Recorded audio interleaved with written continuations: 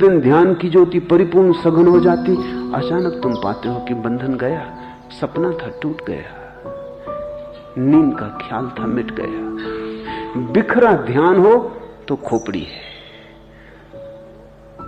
इकट्ठा ध्यान हो खोपड़ी गई। विचार ध्यान के टुकड़े, छितर गया ध्यान, जैसे दर्पण को किसी ने पटक दिया, खंड खंड हो गया।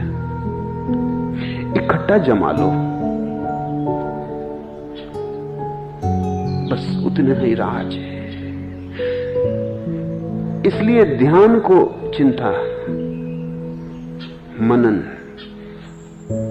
विमर्श बनाओ। खोपड़ी से मुक्त हो जाने की बात मत पूछो, खोपड़ी में कुछ भी बुरा नहीं, वहां भी परमात्मा ही विराजमान है, वो भी उसी का मंदिर है, वो भी उसकी ही रह गुजर है, वहां से वही गुजरता है। अगर तुम गलत न समझो तो मैं तुमसे कहूंगा, विचार भी उसी के हैं, निर्विचार भी उसी का है, तनाव भी उसी का है और शांति भी उसी की, संसार भी उसी का और मोक्ष भी उसी का।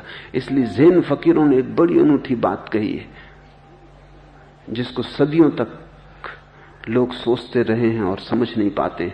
ज़ैन फकीरों ने कहा है, संसार और मोक्ष एक ही चीज के दो नाम हैं। ठीक से न देखा तो संसार, ठीक से देख लिया तो मोक्ष, लेकिन सत्य एक ही है। गैर ठीक से देखने का ढंग क्या है? आंख बचा बचा के चलते हो, भीतर काम वासना है, तुम उसे देखते नहीं, तुम्हारे न देखने में ही वो बड़ी होती चली जाती, भैंस के सींग बड़े होते चले जाते। भीतर क्रोध है, तुम उसकी तरफ पीठ कर लेते हो डर के मारे कि कहीं आ ही न जाए, ऊपर ना आ जाए, किसी को पता ना चल जाए। भीतर भीतर क्रोध की जड़ें फैलती जाती, तुम्हारा पूरा व्यक्तित्व विषाद, दुख, उदासी, भय और क्रोध के जहर से भर जाता है। और जितना ही ये बढ़ने लगता है उतने ही तुम डरने लगते हो, जितने तुम डरने लगते हो उतना ही तुम देखते नहीं, तुम आंख बचाने लगते हो। तुम अपने से आंख बचा बचा के कब तक भागोगे, कहां भाग कर जाओगे?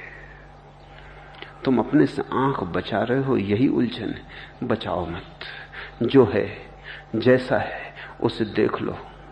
और मैं तुमसे कहता हूं, उसके देखने में ही मोक्ष है। जिसने देख लिया ठीक से अपने को, उसने सिवाय परमात्मा के और कुछ भी न पाया।